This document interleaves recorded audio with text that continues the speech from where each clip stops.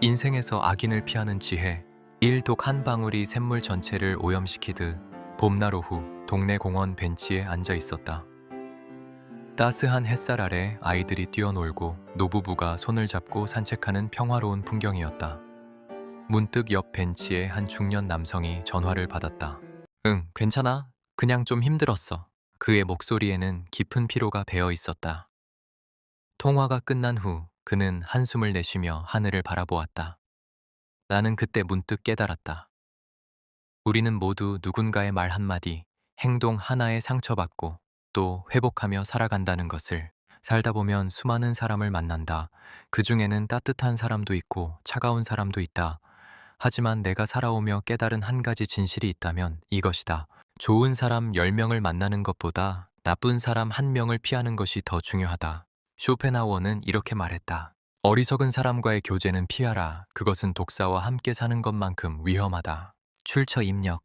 아무리 맑은 샘물도 독 한 방울이면 마실 수 없게 된다. 아무리 좋은 동료 10명이 있어도 한 명의 독성 강한 상사 때문에 출근길이 지옥이 된다. 친구가 아무리 많아도 뒤에서 칼을 꽂는 단 한 명 때문에 모든 관계가 불안해진다. 좋은 사람은 우리 인생에 조용히 스며들어 파란 팔시디에 긍정을 준다. 하지만 나쁜 사람은 폭풍처럼 들이닥쳐 오시고 백의 상처를 남긴다.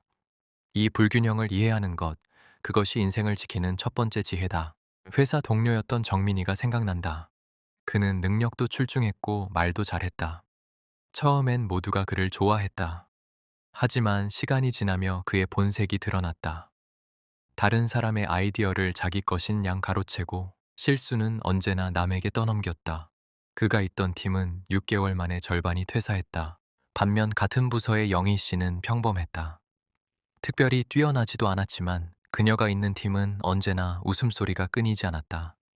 사람들은 그녀 곁에서 편안함을 느꼈다. 독 한 방울과 맑은 물 한 잔. 당신은 무엇을 선택하겠는가? 이있지 똑똑한 머리보다 따뜻한 마음. 대학 시절 나에게는 2명의 친구가 있었다. 한 명은 항상 수석을 차지하던 재훈이었다. 머리 회전이 빨랐고 논리적이었으며 무엇이든 금방 배웠다. 하지만 그는 남의 실수를 용서하지 못했다. 약속 시간에 5분만 늦어도 차갑게 쏘아붙였고 누군가 틀린 말을 하면 냉소적으로 비웃었다. 다른 한 명은 성적은 평범했던 민수였다. 그는 공부는 그저 그랬지만 항상 먼저 물어봤다. 요즘 괜찮아? 밥은 먹었어? 힘든 일 있으면 말해. 시험 기간에 내가 아플 때 밤늦게까지 노트를 빌려주러 왔던 사람도 민수였다. 아리스토텔레스는 니코마코스 윤리학원에서 이렇게 썼다. 진정한 친구란 또 하나의 자기 자신이다. 그러므로 친구는 우리에게 선함을 가져다주는 사람이어야 한다. 지금 나는 누구와 연락하며 살까? 민수다. 재우는 성공했을지 모르지만 그의 주변에는 사람이 없다. 민수는 평범하게 살지만 그의 결혼식에는 100명이 넘는 사람들이 진심 어린 축하를 보냈다. 나는 그때 배웠다. 똑똑하지만 차가운 사람은 언젠가 그 똑똑함으로 당신을 이용하거나 상처 준다는 것을. 다정한 사람은 당신의 실수를 용서한다. 함께 성장한다. 힘들 때 곁을 지킨다.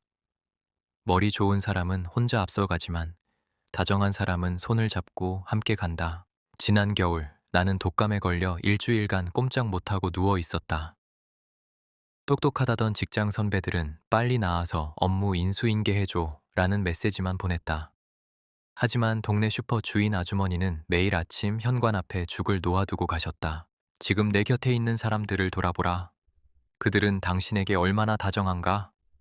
능력이나 스펙이 아니라 마음이 따뜻한가? 머리는 좀 부족해도 괜찮다. 하지만 마음이 차가운 사람은 가까이 두지 말라. 3. 거르는 능력이 인생의 질을 결정한다.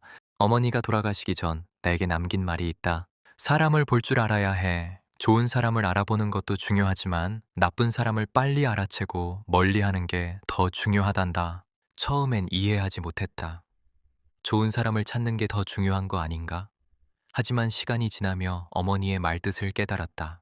공자는 논어에서 이렇게 말했다. 가까이 하지 말아야 할 사람이 세 부류 있다. 아첨하는 사람, 겉과 속이 다른 사람, 말만 앞서는 사람이다. 출처 입력. 인생은 좋은 것을 더하는 게임이 아니다. 나쁜 것을 빼는 게임이다. 작은 거짓말을 자주 하는 사람은 큰 거짓말도 한다. 다른 사람 뒷담화를 즐기는 사람은 당신 뒤에서도 똑같이 한다. 자기 잘못을 인정 못하는 사람은 평생 남 탓만 한다. 경계를 존중하지 않는 사람은 점점 더 깊이 침범한다. 당신이 힘들 때 사라지는 사람은 필요할 때만 나타난다. 몇 년 전 사업을 함께 하자던 친구가 있었다. 처음엔 좋았다. 열정도 있고 아이디어도 많았다. 하지만 작은 신호들이 보이기 시작했다. 약속 시간을 자주 어겼다. 작은 돈을 빌리고 갚지 않았다. 다른 사람들과의 약속도 쉽게 깼다. 나는 생각했다. 친구니까 이해해줘야지. 하지만 결국 그는 투자금을 가지고 사라졌다. 돈보다 아팠던 건 신뢰를 잃은 것이었다. 이런 신호들이 보일 때 우리는 착각한다. 이해해줘야지. 내가 도와주면 변할 거야. 한 번만 더 기회를 줘볼까? 하지만 기억하라. 당신의 일은 그 사람을 바꾸는 게 아니라 당신의 평화를 지키는 것이다. 마르쿠스 아우렐리우스는 명상록에서 이렇게 적었다. 내가 피할 수 있는 고통을 스스로 선택하지 말라. 나쁜 사람과의 관계는 피할 수 있는 고통이다. 출처 입력.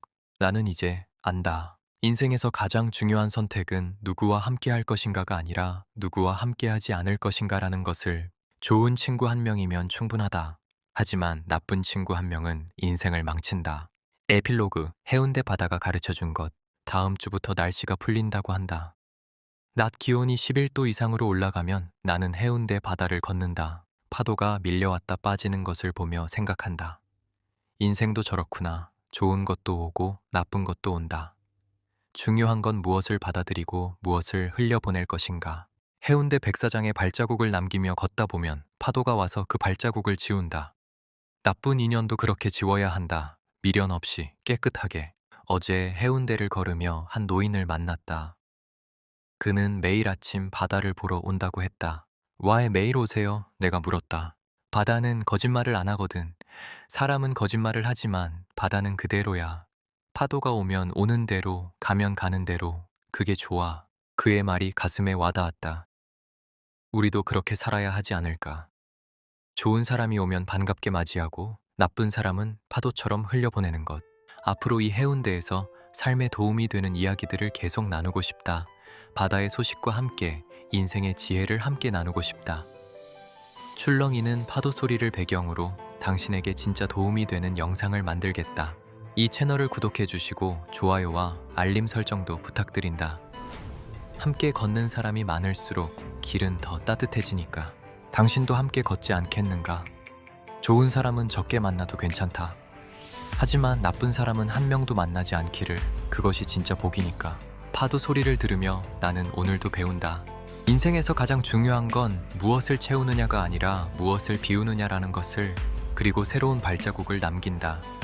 이번엔 더 단단한 땅 위에 더 좋은 사람들과 함께. 2026년 2월 해운대 바다가 보이는 곳에서